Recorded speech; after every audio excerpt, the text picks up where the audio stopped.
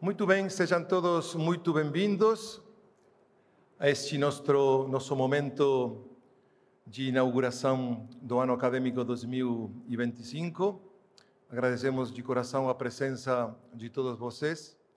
Queríamos salientar de modo particular e agradecer mais uma vez a presença de Dom Vicente, o nosso bispo auxiliar, que nos honra com a sua presença.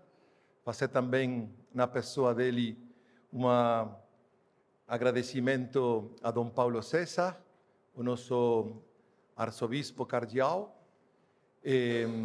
Agradecemos muito também a participação neste nosso momento da equipe itinerante responsável do caminho neocatecumenal aqui no Brasil, o Padre José, o Raul e a Tônia, que no meio de tantíssimas ocupações e com um ritmo frenético de atividades na missão, tem se reservado este espaço para poder acompanharmos.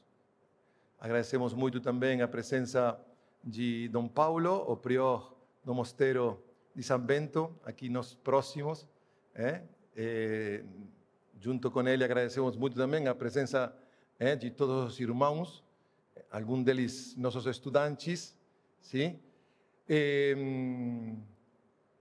Sobretudo, agradecemos também, de modo particular, a presença dos nossos professores, que se disponibilizam e nos servem nesta missão tão importante e delicada, que é a formação dos futuros presbíteros. E não só, porque também a partir deste ano começamos já a acolher alguns leigos que também estão presentes aqui e damos as boas-vindas.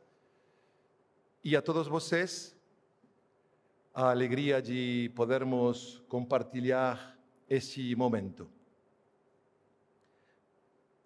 Faço uma breve apresentação da lição inaugural que vai ser tida agora e imediatamente depois da nossa conferencista. A teologia católica tem como uma das principais características a necessidade da passagem de uma lógica do out, dito em latim, a uma lógica do et. Quer dizer, a passagem de conjunções adversativas, em nossa língua ou, as conjunções conectivas, e. O seu objetivo principal, aquele da teologia, como efeito, consiste no desmedido empenho, aparentemente impossível, de harmonizar os contrários. Deus é uno e trino. Cristo é verdadeiro Deus e verdadeiro homem. Maria é virgem e mãe. A igreja é santa e pecadora. Transcendência e imanência de Deus em relação à sua criação. A dinâmica encarnatória de toda a revelação é, sem dúvida, a chave para nos aproximarmos deste mistério. Tenho certeza de que a conferência que será agora oferecida como Lectio Inauguralis, na abertura deste novo ano acadêmico, colocando-se nessa linha, nos dará uma importante contribuição na compreensão dessa presença do Deus absconditus, não só na história da humanidade, mas particularmente na vida de cada um de nós. Com alegria, então, apresento a nossa conferencista, a Madre Escolástica Ottoni de Matos, quarta abadesa do Mosteiro Beneditino de Santa Maria, São Paulo, que dissertará para nós sobre o tema A Palavra de Deus na escuta e na fala humana. Ótimo, aí vai ficar mais claro ainda. Uma hermenêutica antropológica dialogal e como subtítulo, do Jardim de Gênesis 3 ao caminho de Emaús, de Lucas 24. A Madre Escolástica Ottoni de Matos nasceu no 10 de fevereiro de 1967, entrou no mosteiro de Santa Maria no 23 de julho de 1985 e fez a sua profissão monástica no 8 de dezembro de 1984. No dia 6 de outubro de 2011, recebeu a bênção abacial e começou o seu ministério como Madre Abadesa, com o lema para o governo, com ferventíssimo amor. O Mosteiro de Santa Maria foi fundado no 24 de novembro de 1911 e erigido em abadia o 25 de janeiro de 1918. Madre Escolástica viveu um ano em Israel, bebendo da tradição judaica, e completou os seus estudos em ciências religiosas no Institut Catholique de Paris. E não podemos concluir esta apresentação sem fazer menção que ela é a prima do nosso padre reitor. Daí o de Matos, que talvez algum escutando ficou curioso se tinha alguma relação de parentela. E efetivamente sim. E agradecemos também muito particularmente a presença de outros membros da numerosíssima família dos de Matos, que nos alegram sempre pelo carinho que sabemos eles nos têm e que nós também temos por eles e que hoje estão presentes com nós. Então, com uma salva de palmas, acolhemos a Madre Escolástica. Caríssimos irmãos e irmãs aqui presentes, ouvintes e praticantes da palavra, paz a vocês. Era 12 de dezembro. Eu estava cuidando do jardim da abadia, quando o magnífico reitor, Padre Paulo, me ligou e disse: hoje, dia de Nossa Senhora de Guadalupe, não se pode recusar nenhum pedido. Solicito que você venha dar aula magna no nosso seminário.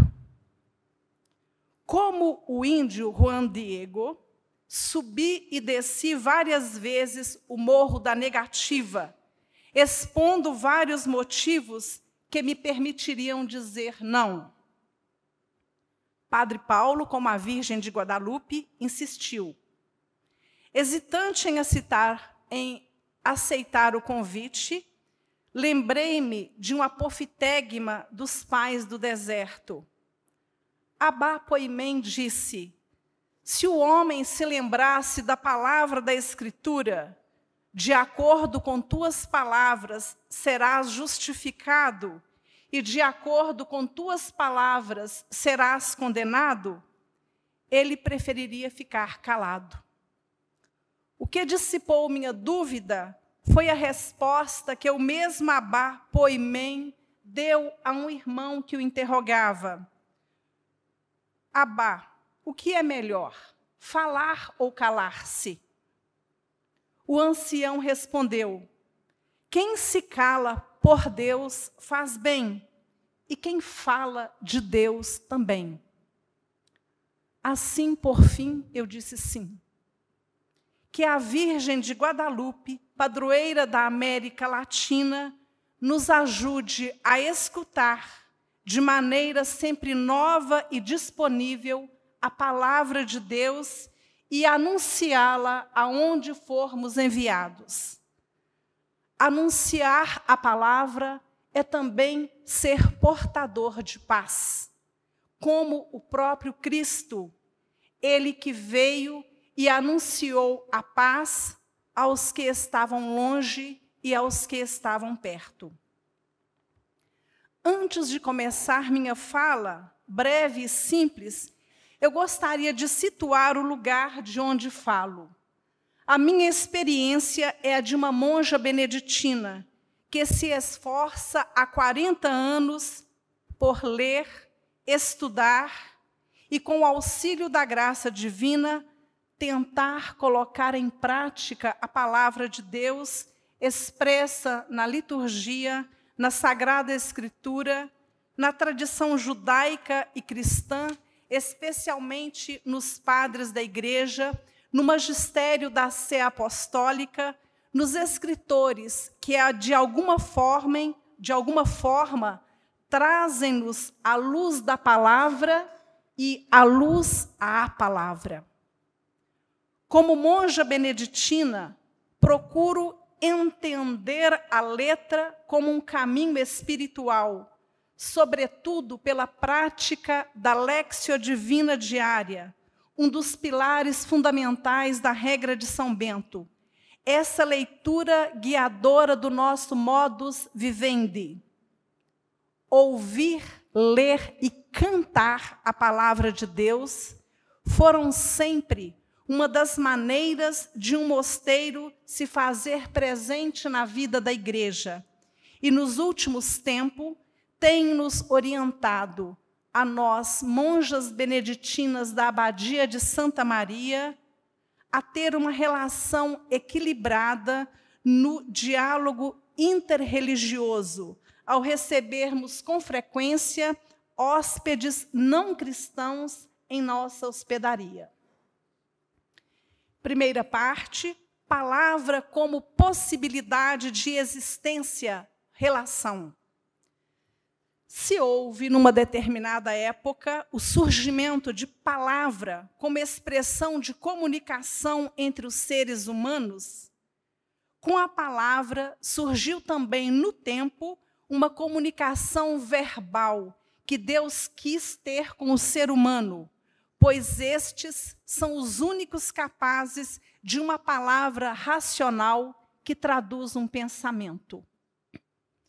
Sem abordar aqui a origem da palavra na sociedade humana, pois este não é o nosso objetivo, partamos do princípio que a palavra na comunidade dos crentes é relacional.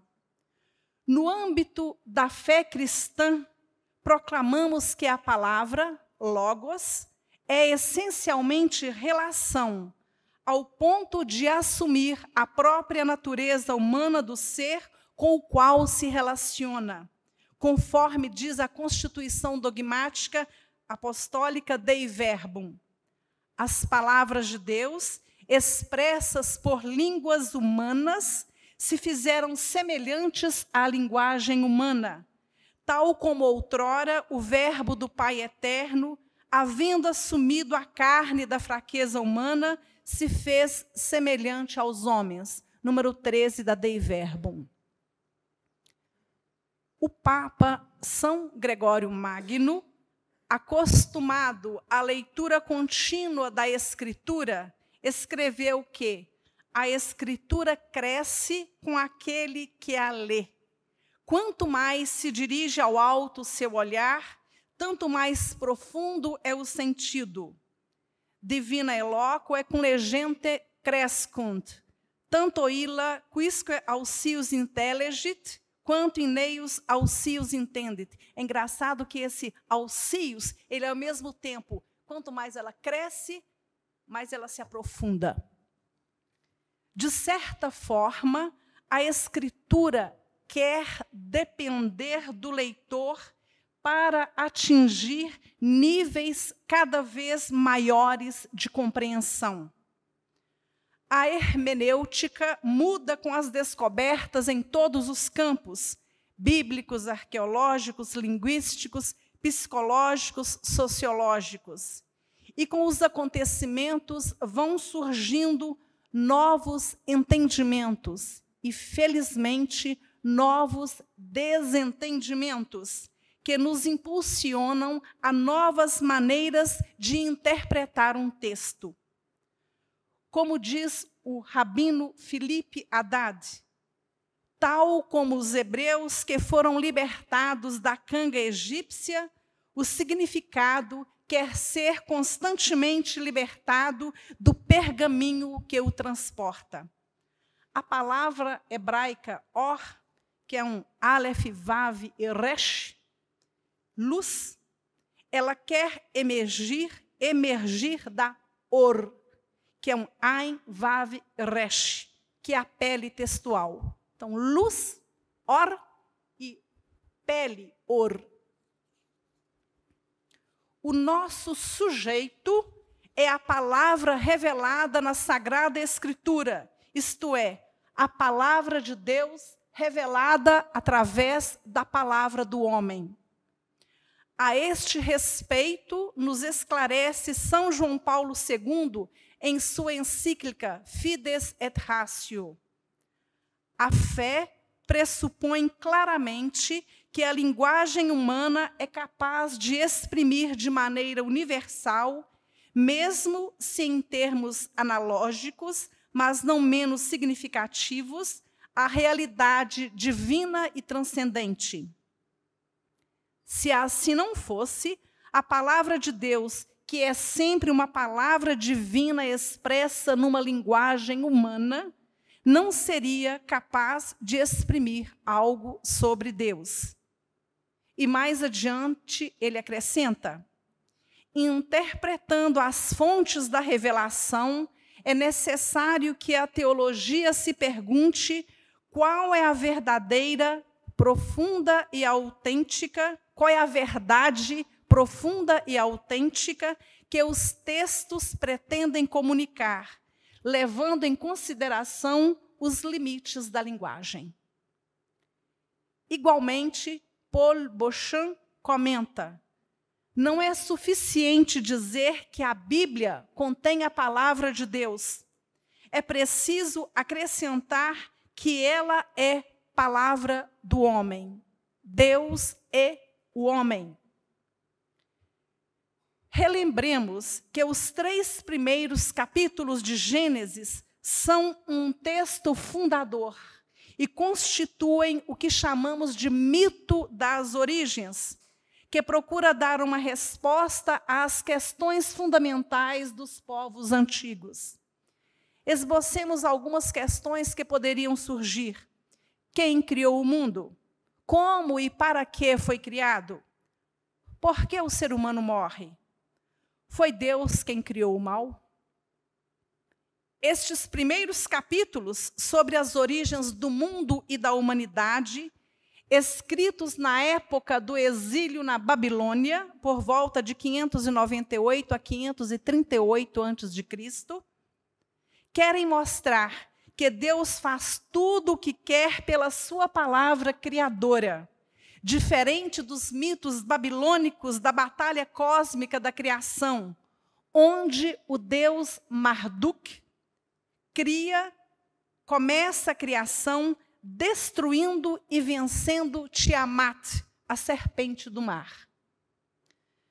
No primeiro capítulo de Bereshit, Gênesis, até o versículo 25, Deus cria tudo o que existe anterior ao homem e vê que tudo era bom, tov em hebraico. E Deus viu que isto era bom. Tov aparece 5 vezes, versículos 4, 10, 12, 18 e 25. Mas depois que Deus cria o homem, há um acréscimo na apreciação. Deus viu tudo o que tinha feito e era muito bom. Tov meod. A quem Deus diz isso? À sua criação ou a Ele próprio? Poderíamos considerar uma necessidade do Criador admirar a sua obra, sobretudo a sua criatura, o homem, como um sinal de comunhão, de socialização? Sendo o homem imagem e semelhança de seu Criador, ele já teria nascido com essa tendência de comunhão, de ser social, expressando-se através da palavra? Os rabinos definem o homem como um Hai Hamedaber, um animal que fala. Não somente, como dizia Blaise Pascal, um caniço que pensa, un roseau pensant, mas um caniço que fala, um roseau parlant. José Eisenberg e Armanda B. Cassis sublinham o desenvolvimento da definição do homem. Na Grécia, a definição mais corrente do homem era animal racional. A partir do Renascimento, uma definição também já dada na Grécia e desenvolvida nos séculos 19 e 20, o homem como animal social. O homem não se torna homem a não ser que ele entre na sociedade. Em Gênesis 1, cada fala de Deus, que é Vaiomer, ele disse, é uma fala performativa. Por 10 vezes o que ele diz acontece. Em todo o capítulo 1 e 2 do livro de Gênesis, a fala de Deus vai sendo dirigida a diversos elementos criados, nomeados e projetados para um fim. Deus diz e o que ele diz se realiza. Eis as 10 falas de Deus, as 10 amarot, os 10 vaiomer, versículo 3, 6, 9, 11, 14, 20, 24, 26, 28, 29. Entretanto, para a mentalidade hebraica, a verdadeira criação é aquela que se produz pela palavra. As 10 amarot, as 10 falas de Deus, são diferentes das 10 palavras, devarot, do Decálogo. Devido à brevidade da nossa exposição, não abordaremos este tema aqui. Mas fica uma possível interpretação. E se nós entendermos que a fala, amarot, de Deus, é já uma expressão da sua palavra, devarot, como uma semente traz o fruto, e o fruto, ele próprio, também é portador da semente. Olhemos o segundo relato da criação, Gênesis 2. Em um comentário sobre o Talmud, Rashi diz que o homem é o único que não é criado a partir da palavra do Criador, mas é modelado pela mão divina. Mahi Bal-Mahi comenta, o homem e a mulher não são ditos por Deus. Ils ne sont pas parlés par les dieux. Edmond de Jabès, escritor e poeta cabalístico, escreve: as coisas só existem quando são nomeadas. E em um poema intitulado Palavras Estrangeiras, Jabés escreve: a palavra tem grandes mãos vazias onde se refugia o mundo. É bom lembrarmos que nada é obra do acaso, que nada pode vir à existência sem o convite amoroso do Criador. Criar é convidar a existir. Criar é comprometer-se a manter na existência. Criar é responsabilizar-se para sempre a estar em contato, ao mesmo tempo que separado da sua criação. A fala e a palavra de Deus são e serão sempre duas grandes mãos abertas, modelando continuamente o homem e insuflando nele sem cessar seu sopro de vida, inspirando-lhe a ser ele mesmo uma fala e uma palavra criadoras. Não seria essa uma das responsabilidades daquele que foi criado à imagem e semelhança do Criador? Como num caleidoscópio, podemos propor, num maravilhamento sempre novo, incontáveis facetas de abordagem do texto, onde cada palavra abre uma porta para um mundo nunca o suficientemente explorado. O relato da criação abordado aqui como uma busca de comunhão, comunicação entre o Criador e suas criaturas, sobretudo o homem e a mulher, vai se desdobrar através de toda a Escritura, especialmente nos Salmos e nos demais livros sapienciais, expressando uma necessidade de atualização da memória desta relação inicial, recomeçada continuamente e sem previsão de fim.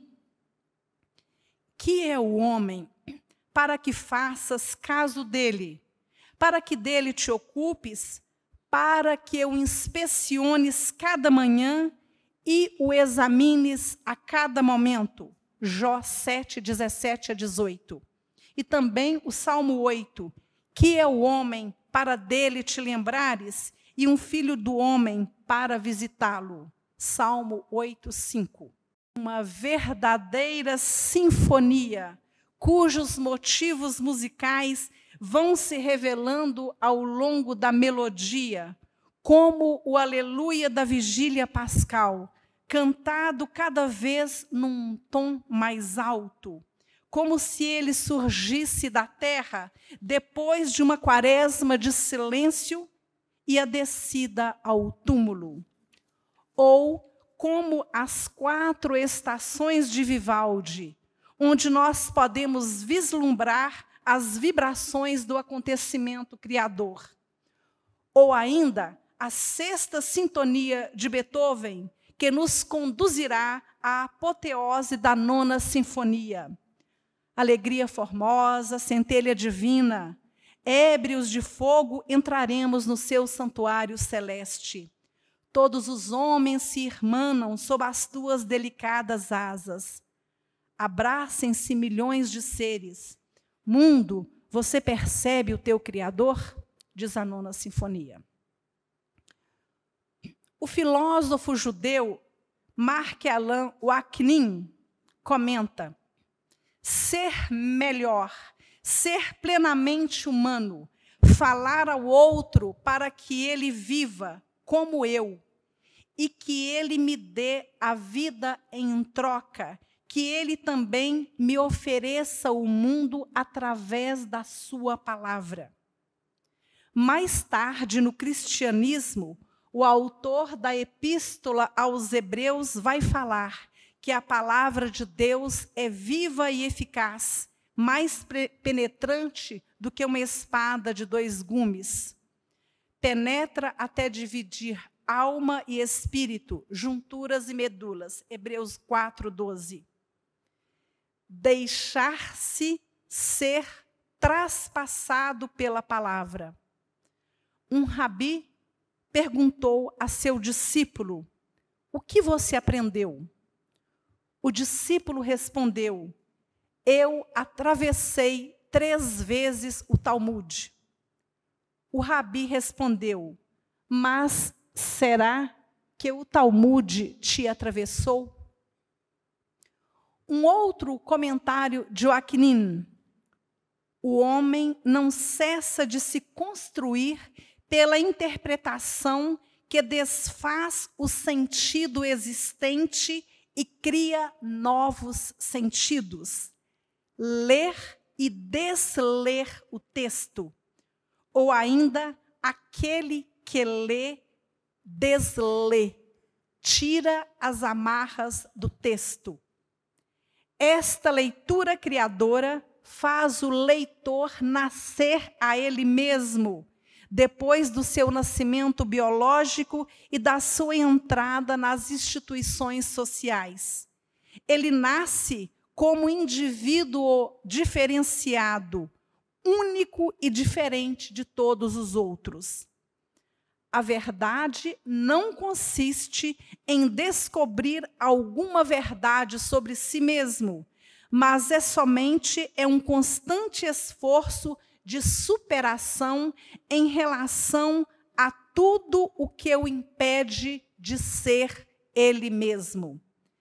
É correr o risco de ser ele mesmo. Trata-se de aprender a olhar cada vez o mundo com um olhar novo, que torna a vida mais saborosa e mais fecunda. Onde há uma palavra, há sempre uma volta às origens, como o evangelista João nos dirá milhões de anos depois da criação do mundo. No princípio era o Verbo, João 1:1. E o que era desde o princípio, o que vimos e ouvimos, nós vos-lo anunciamos, para que estejais também em comunhão conosco. 1 de João 1:3. Parte 2, um diálogo não dialogal. Eu estou vendo que só tem poucas pessoas dormindo, está muito bom. Um diálogo não dialogal. Os capítulos 1 e 2 do Gênesis não apresentam diálogo algum, embora a palavra de Deus tenha circulado entre o torro-vavorro criativamente. Bará, criar, cujo único sujeito possível do verbo é Deus. Vimos que, ainda que não haja um diálogo verbal, há um diálogo relacional. Deus dirige a sua palavra, a resposta da criação é o seu vir à existência. O não diálogo não é uma ausência de palavras, mas a ausência de presença. O diálogo não é apenas troca de palavras, que podem ser apenas falas monologais. Porque palavras podem não dizer nada, e presença sem palavra pode dizer tudo. Palavra sem presença é apenas falação vazia e estéril, como Jesus dirá no Evangelho de Mateus: de toda palavra inútil que os homens disserem, vão dar contas no dia do julgamento. Nós não damos importância ao significado de palavras inúteis, no grego, argon, que significa ocioso, que não produz nada. Mas engraçado que a primeira acepção de argon no grego é brilhante, porque uma palavra pode ser brilhante e não dizer nada.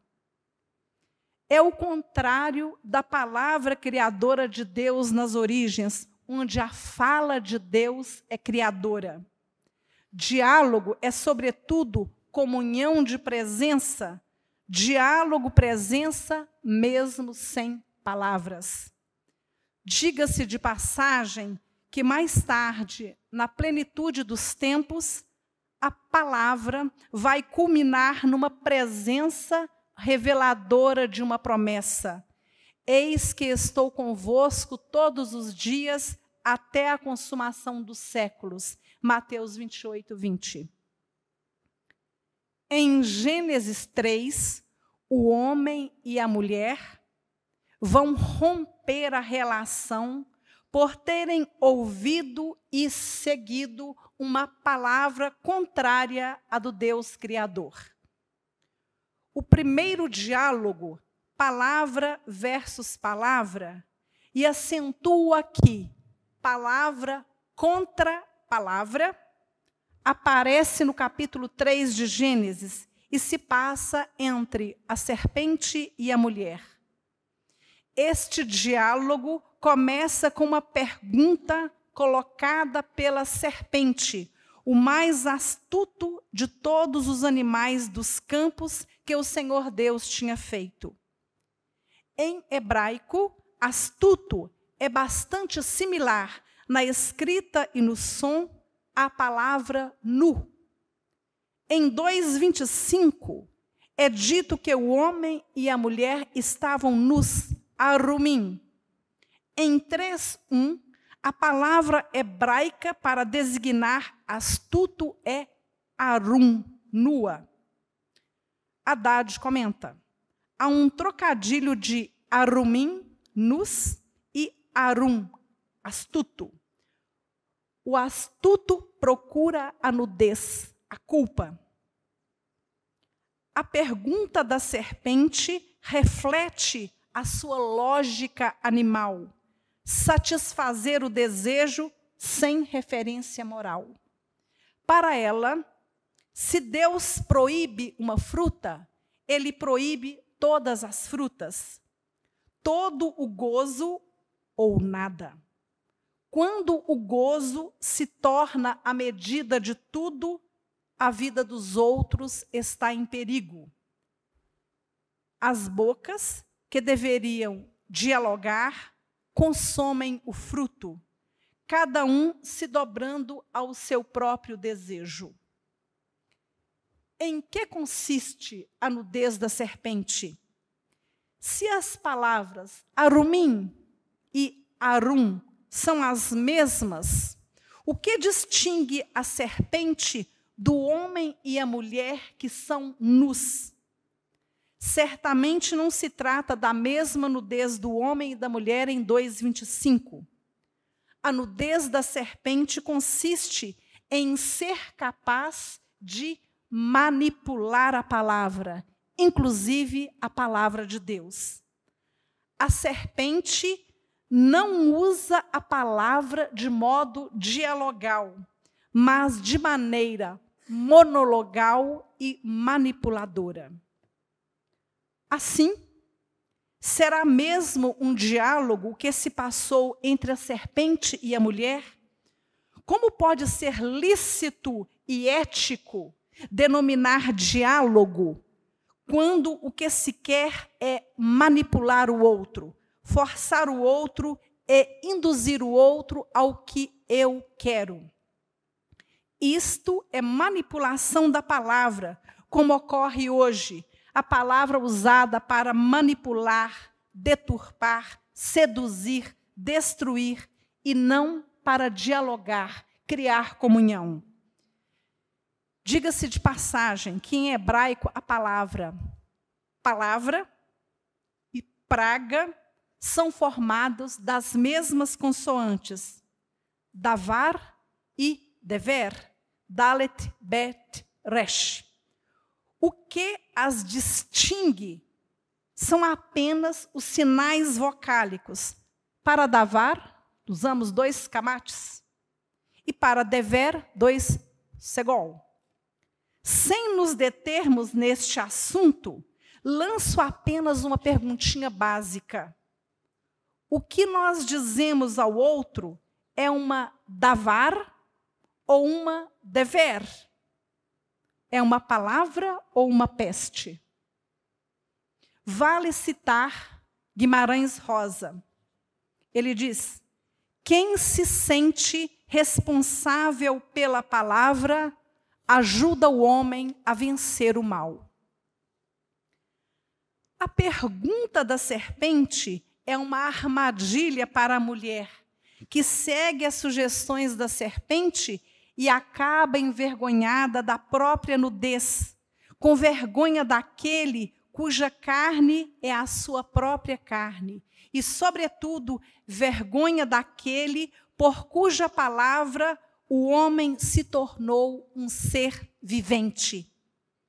Agora, este ser vivente se torna um moriturus, um homem destinado à morte. De ser vivente, passa a ser morrente. Balmary fala da vergonha do homem e da mulher. Vergonha de quê? Das suas diferenças. Quando o homem e a mulher estão nus um diante do outro, eles constatam os seus limites. Vendo as diferenças um do outro, eles percebem que não são tudo. E, entretanto, o limite não aparece como negativo, ao contrário, ele se torna uma oportunidade de encontro, de reciprocidade, de conhecimento mútuo, de relação harmoniosa. Mas, se um recusa seus limites e quer ser tudo, ele quebra a relação. O erro conclui André Venan, o erro é de não assumir seus limites como oportunidade de vida e de desabrochamento. A falta é ceder ao medo de perder, de não ter limite, de não ter tudo, medo que se lhe falte alguma coisa. Seria normal que o primeiro diálogo fosse entre o homem e a mulher, pois o diálogo supõe uma palavra que circula entre dois seres colocados no mesmo nível de dignidade, homem e mulher, Ish e Ishá. A serpente aparece como a primeira a não aceitar esta dimensão dialogal da palavra. Palavra esta que supõe escuta, coloca limite. O Senhor deu ao homem este mandamento: podes comer de todas as árvores do jardim, mas da árvore do conhecimento do bem e do mal não comerás, porque no dia em que comeres, terás que morrer. Gênesis 2, 16 a 17. Vós não podeis comer de todas as árvores do jardim? Pergunta a serpente à mulher. Gênesis 3, 1. O Talmud diz: os tolos estão isentos de mitzvot, isto é, dos mandamentos. O sábio estuda a Torá com o objetivo de colocar em prática os mitzvot, os mandamentos, e assim gozar da amizade do Criador. Teria a serpente já comido desta árvore e, por isso, estaria em ruptura de comunhão? Isentando-se do mandamento, a serpente o interpreta erroneamente, induz a mulher e o homem a não seguirem a lei que ela mesma, a serpente, devia seguir. É Deus que estabelece o mandamento e coloca o limite ao separar a luz das trevas, as águas das águas. Luz, você é dia. Treva, você é noite. Árvore tal, você produz sementes segundo a sua espécie. E ao homem, você pode comer de tudo, menos da árvore do bem e do mal. O limite... Posso contar uma piada aqui para acordar o pessoal, Padre Paulo? Posso contar uma piada para acordar o pessoal? Que a mulher não queria de jeito nenhum comer, né? Então, vocês já sabem disso, né? Quando a serpente falou com ela: olha, essa fruta aqui faz emagrecer. Rapidinho comeu. O limite é recebido de um outro. Não é você que criou o limite, que estabeleceu o limite. A crise vem da não aceitação dos nossos limites.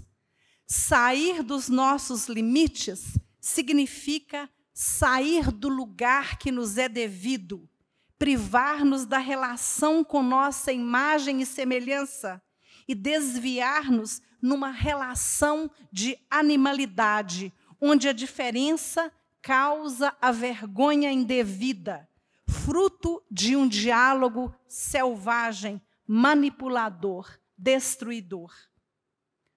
André Venan comenta: Deus começa por dar todas as árvores, por dar tudo. Depois, ele põe um limite a este tudo. A serpente parte do limite e faz esquecer o dom. Querer tudo para si é fechar-se na relação. Ora, é justamente esta relação que é vital, na Bíblia como na vida.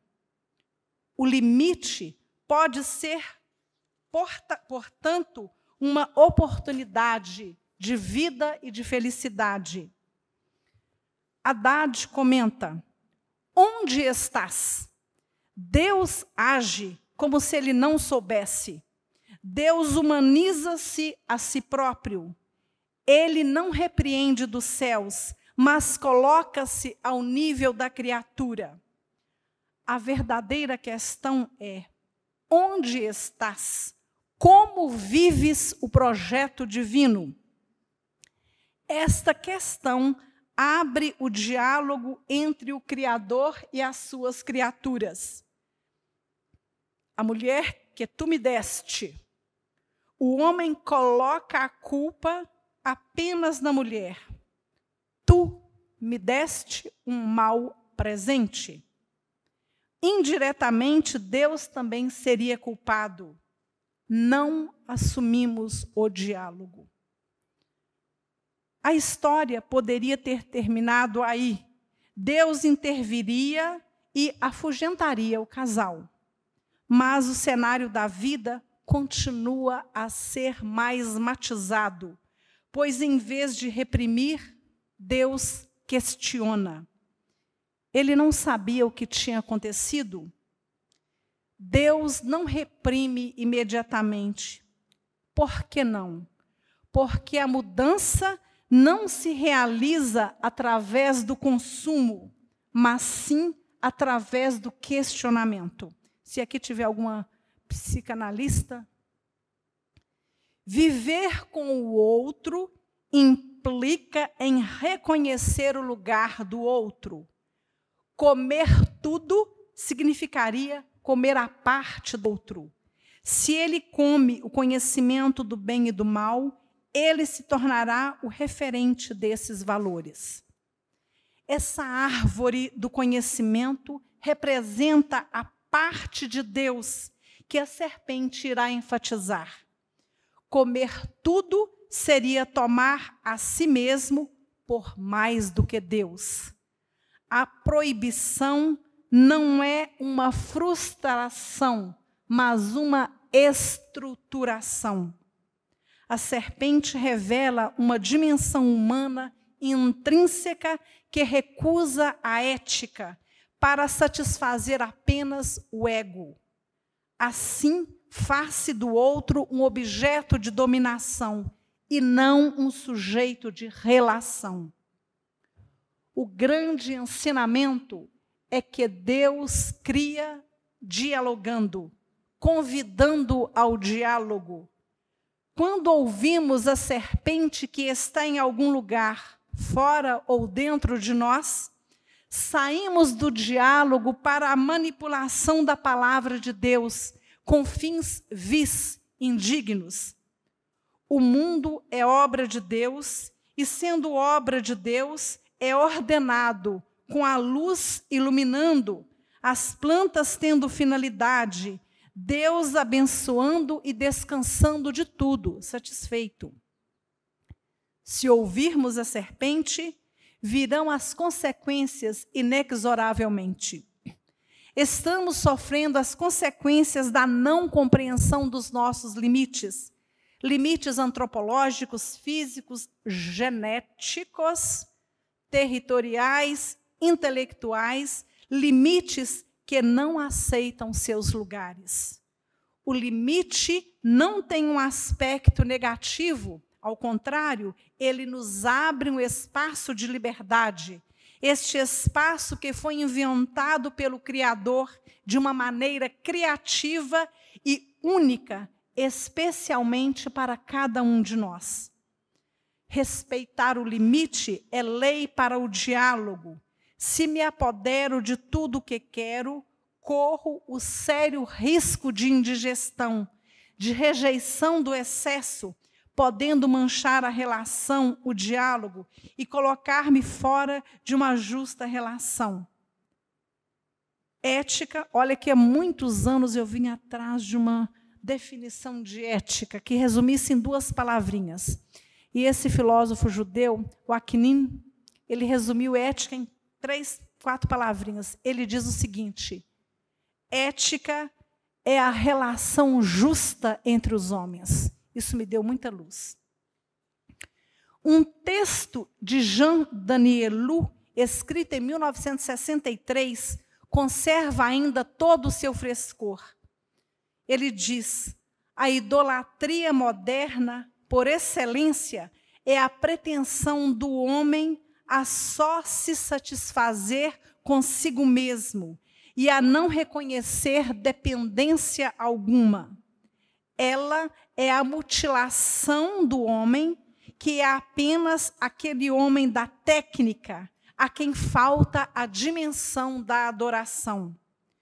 Contra este suicídio do homem moderno, a primeira mensagem é lembrar que um homem sem Deus não é mais digno do nome de homem, que uma sociedade sem Deus é uma sociedade inumana e que não é somente Deus que nós defendemos, mas é o próprio homem que nós defendemos, recusando esta mutilação. O capítulo 3 do Gênesis termina com a expulsão do homem do jardim do Éden, onde Deus coloca os querubins e a chama fulgurante para guardar o caminho da árvore da vida. A partir daí, temos uma longa história de diálogo e não diálogo entre o Criador, o homem, a mulher e toda a criação. Como diz São Paulo, a criação inteira geme e sofre as dores de parto até o presente. E não somente ela, mas nós que temos as primícias do Espírito. Romanos 8, 22. No último capítulo do último livro da Sagrada Escritura, o Apocalipse, nos é apresentada uma praça com árvores da vida. Apocalipse 22, 1. A palavra de Deus intercepta o acesso à árvore da vida, e a mesma palavra de Deus a ela reconduz. Elie Wiesel tenta mostrar algo bom depois da transgressão de Adão. Para a tradição judaica, a criação não para com o homem. Ao contrário, ela começa com o homem. Criando o homem, Deus lhe fez o dom do segredo, não de começar, mas de recomeçar. O homem recomeça cada vez que ele decide se colocar ao lado dos vivos, ao lado da vida. Terceira parte. Gênesis 3, 9, onde está, versus Lucas 24, 17. Que palavras são essas? Estou vendo que não tem quase ninguém dormindo. Está quase terminando, gente. Coragem, mais um pouquinho. Vamos dar um grande salto de Gênesis, Bereshit, ao Evangelho de Lucas. A palavra divina percorreu uma grande trajetória. Poderíamos dizer que este salto vai de um diálogo manipulador a uma exegese iluminadora. A senhora está prestando atenção? A senhora é professora? Parece que está prestando atenção. Porque aluno, de vez em quando, presta atenção, não, mas professora presta. Vejamos alguns pontos significativos entre estes dois textos.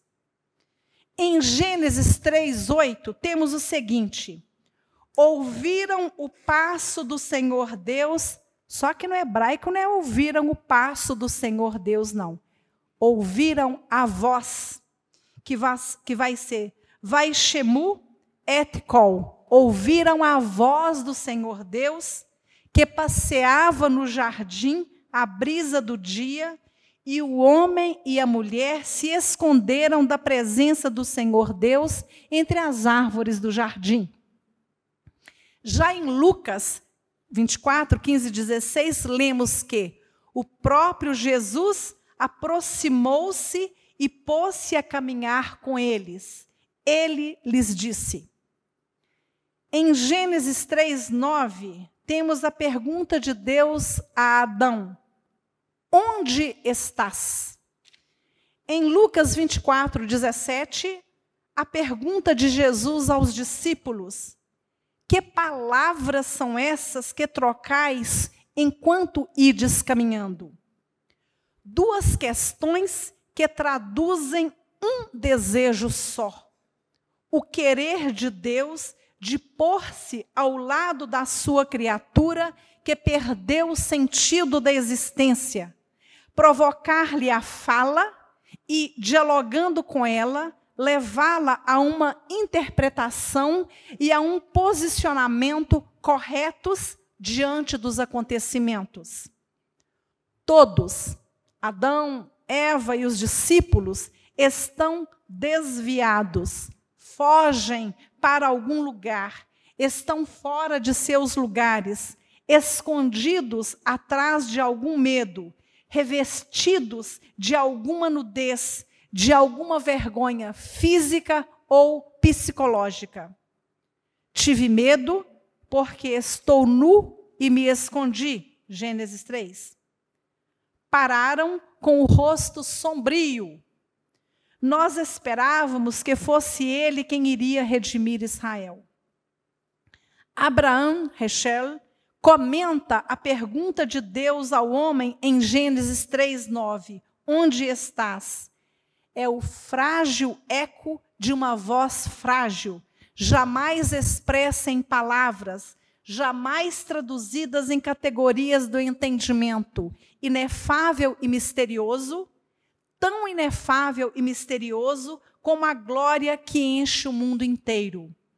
Sufocado e ensurdecido, ele se reveste de silêncio, mas é como se todas as coisas fossem um eco desta que está muito grande, Padre José. Senão eu já corto.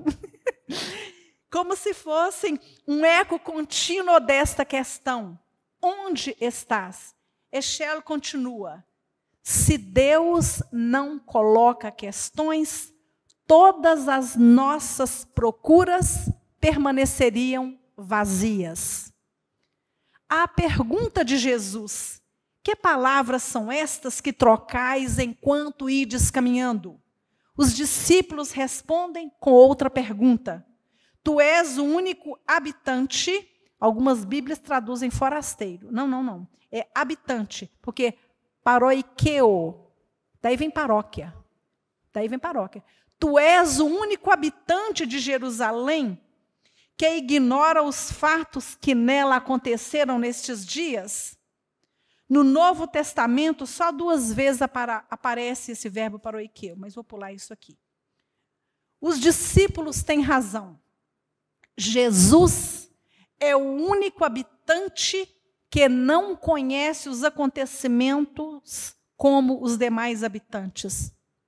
Entretanto, Jesus é o único que pode dar a chave de interpretação dos acontecimentos vividos até então como uma catástrofe.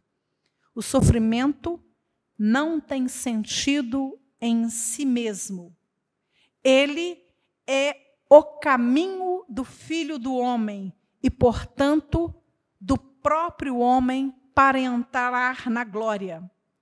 Como São Paulo escreverá apenas alguns anos mais tarde aos Romanos, os sofrimentos da vida presente não têm comparação com a glória que será revelada em nós. Romanos 8:18. Em Gênesis 3, Deus vai falar de um sofrimento futuro por causa da transgressão passada que acaba de acontecer. Gênesis 3:17.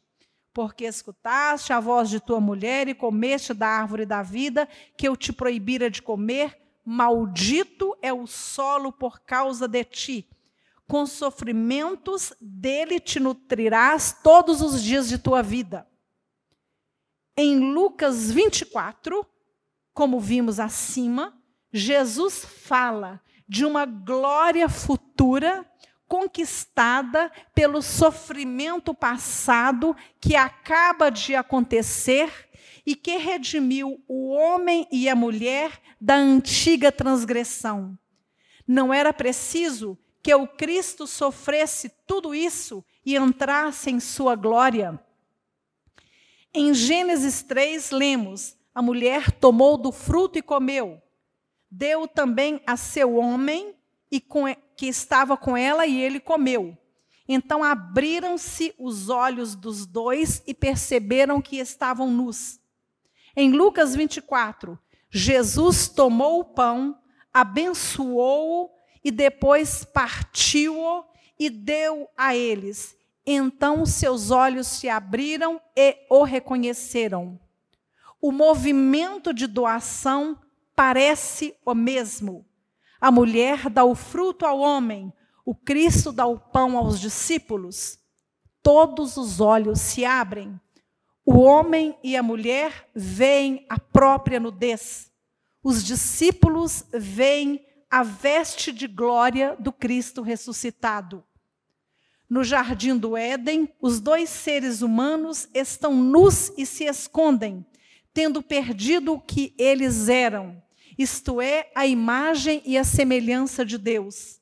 Já em Emaús, os dois discípulos recuperam a identidade dos seres humanos restabelecidos na sua dignidade, aquela mesma que Adão e Eva perderam e que agora é restaurada pelo Cristo, que atravessou e transformou este caminho de morte aberto pelo homem.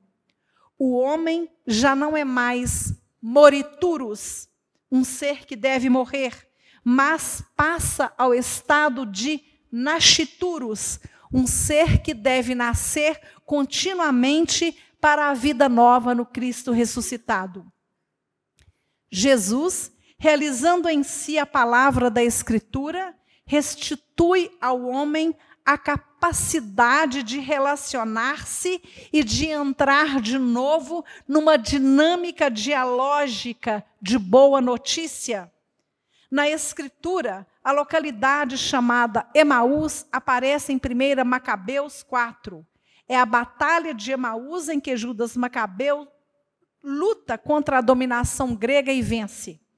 Poderíamos pensar que esses dois discípulos desiludidos caminhavam em busca de um lugar que lhes lembrasse uma vitória, que lhes trouxesse esperança de serem libertos do jugo da dominação. Depois do encontro com o ressuscitado, eles não seguem mais rumo a Emaús, mas voltam a Jerusalém. Lá foi o lugar da perda da esperança. É para lá que os dois voltam e anunciam que a esperança está viva. Naquela mesma hora, levantaram-se e voltaram para Jerusalém.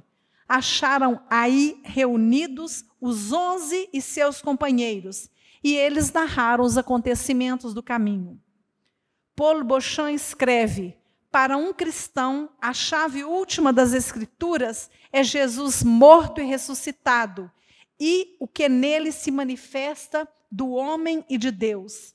É preciso reler tudo, inclusive a criação e a queda, à luz daquilo que é revelado do homem e de Deus em Jesus Cristo. A vocação humana é que o homem assuma a responsabilidade face ao criado e ser ele próprio criador de um mundo verdadeiramente humano pelo doce poder da palavra. Está quase terminando, viu, gente? Façamos agora algumas considerações. Quanto tempo que eu tenho, Padre Paulo? Que eu já resumo aqui. 10 minutos, tá bom. Deixa eu... Algumas considerações, vai ter uns paralelos antitéticos, seus olhos estavam impedidos de reconhecer, ou então os olhos se abriram, depois pararam com o rosto sombrio, etc. Alguns verbos caminhavam. Depois, alguns verbos, que agora eu vou falar só mesmo do evangelho, do texto em si, da perícope em si, de Emaús, que 2 deles caminhavam, que é por eu ou menor, e depois, quando Jesus caminha com eles, é sine por eu, que é caminhar juntos. Depois eu vou... Deixa eu ver aqui.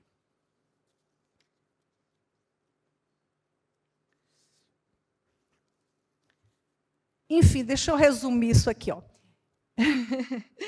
Que quando os dois discípulos caminham, eles caminham porque o verbo deles caminhar juntos é como se atravessassem uma estrada.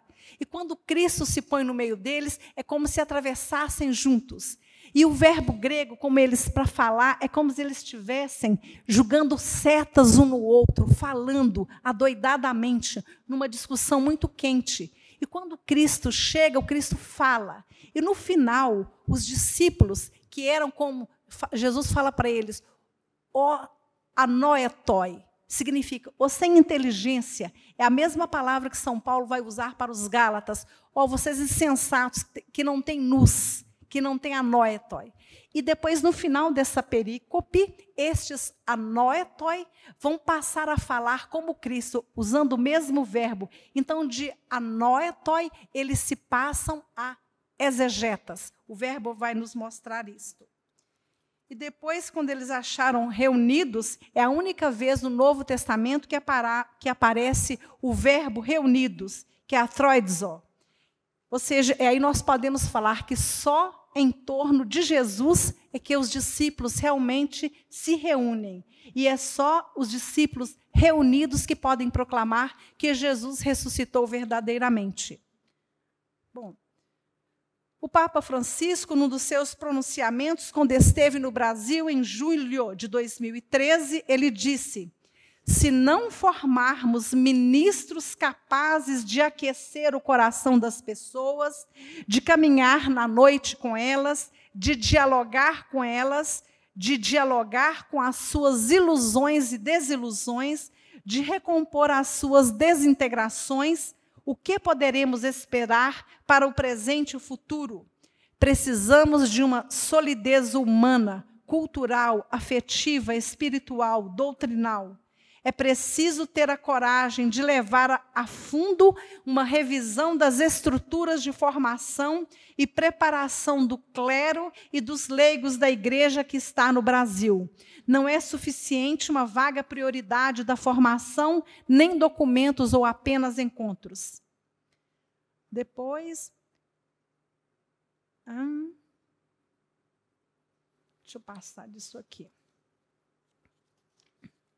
Mais uma página.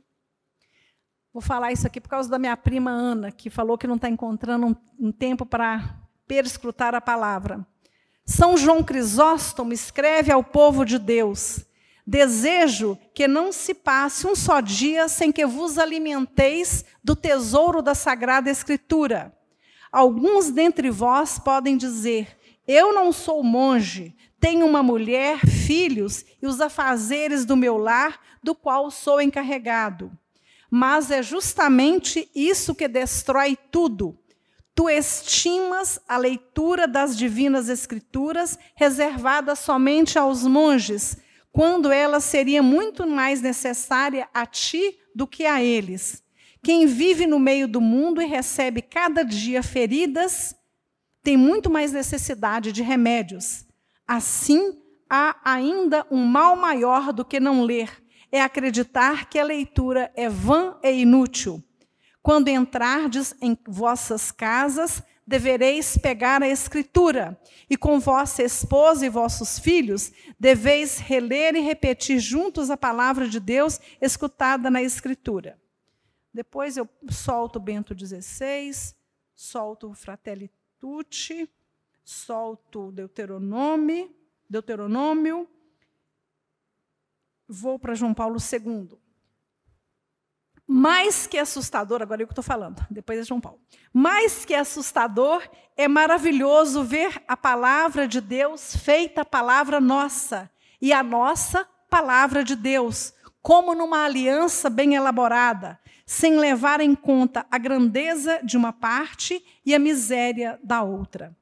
São João Paulo II diz na encíclica Fides et Ratio: sem maravilhamento, o homem cairá na repetitividade e, pouco a pouco, ele se tornará incapaz de uma existência verdadeiramente pessoal. Ou como diz Chesterton, o mundo não morrerá por falta de maravilhas, mas por falta de maravilhamento. Depois, Agora só falta realmente um parágrafo. Concluo com um poema de Maurice Zandel. Ele era um padre suíço. O essencial é escutar.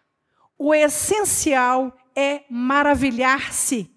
Porque quando se maravilha, quando se admira, necessariamente se deixa a si mesmo e se permanece suspenso à beleza de Deus.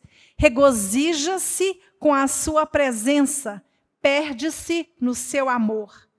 O essencial para cada um de nós é que cada dia possamos dar-nos a possibilidade de nos maravilharmos. Então, Deus nunca será para nós esta face já vista que nos cansa e nos aborrece. Nós queremos escutar, nós queremos nos esconder no coração do silêncio. Nós queremos entrar nesta grande procissão da beleza. Então, nós descobriremos um Deus que será novo cada manhã. Não nos esqueçamos, Deus é quando a gente se maravilha. Agora, o que poderia ser para nós o maravilhamento neste ano jubilar de 2025, quando o Papa Francisco nos lembra que somos peregrinos da esperança? Talvez maravilhar-se é deixar que o fogo seja alimentado continuamente em nosso coração pela palavra daquele outro companheiro de caminhada, bom conhecedor do caminho, ele mesmo o caminho, que começando por Moisés e percorrendo todos os profetas, nos interpreta em todas as Escrituras tudo que diz respeito a si mesmo. Sim, tudo que diz respeito a si mesmo, para nós e em nós. Como diz o hino oficial do jubileu, chama viva da minha esperança, no caminho eu confio em ti. Muito obrigada pela escuta paciente de vocês.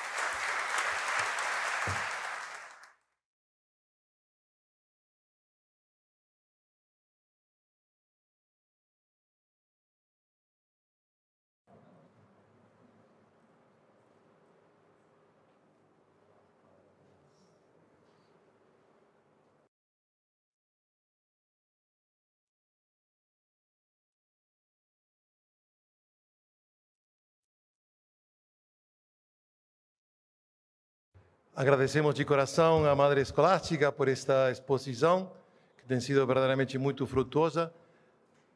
Vamos publicar na nossa revista.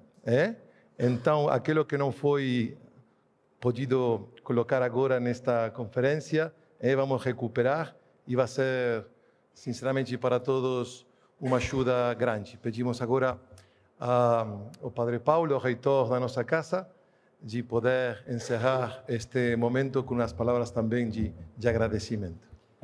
Palavras breves, mas é muito bom saber que, com a intercessão de Nossa Senhora de Guadalupe, se da Abadia de Santa Maria já era possível obter tudo, ainda agora já sei que em dia de Nossa Senhora de Guadalupe sempre vou ligar e ainda pedindo mais outras coisas.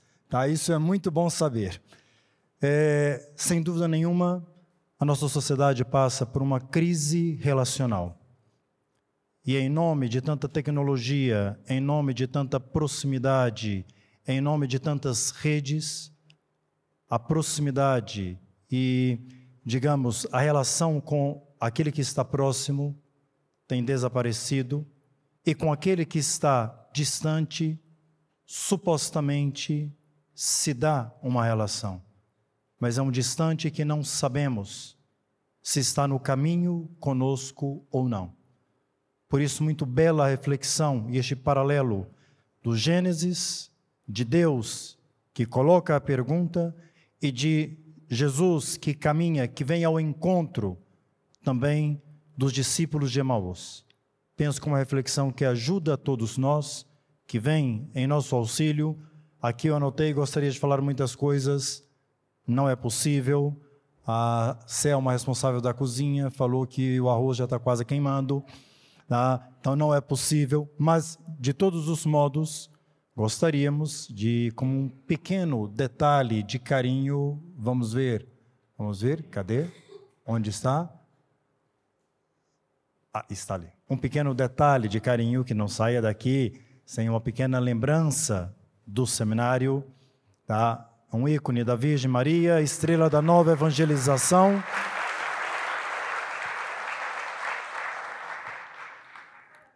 Claro, as pessoas são bastante curiosas.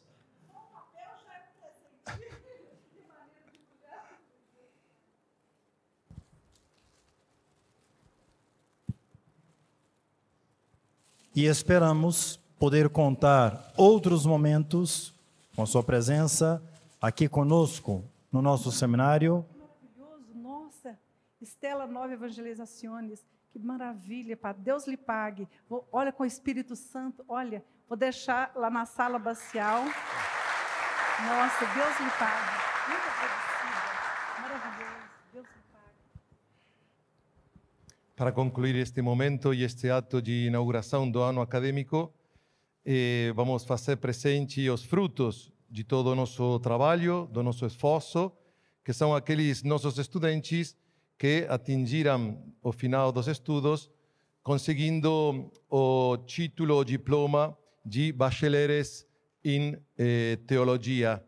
Infelizmente, a Lateranense, vocês sabem que o nosso instituto é um instituto afiliado à Universidade, à Pontifícia Universidade Lateranense de Roma, na Faculdade de Teologia, não fizeram em tempo de produzir os diplomas, detalhe que gosto de salientar, que os nossos estudantes que se formam na nossa instituição recebem o mesmo, idêntico, igual título daqueles que estudam na mesma Universidade Romana. Então, embora não podemos entregar agora fisicamente, neste momento, o diploma, não queremos deixar de fazer presente para nos congratularmos com eles e poder dar uma forte salva de palmas. Então, este ano de 2024,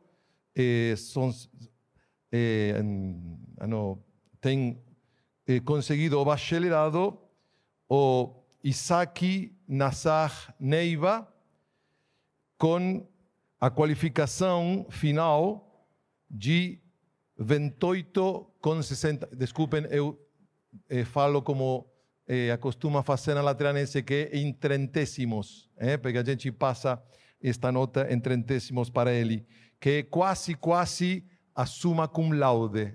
Faltou pouquíssimo ao 9,6, então ele obteve esta qualifica de magna cum laude. Damos um forte aplauso.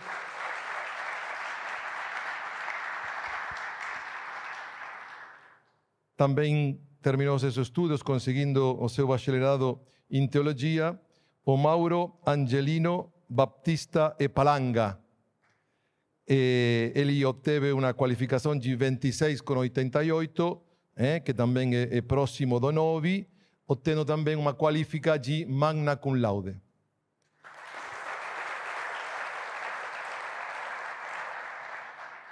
Assim que terminamos agora este momento, já vamos fazer as fotos de rigor também, então podem ficar depois perto da gente. Também pedimos à equipe itinerante de poder se aproximar. Então agora vamos pedir a Dom Vicente de poder pronunciar a fórmula oficial de inauguração do nosso ano acadêmico. Ficamos em pé.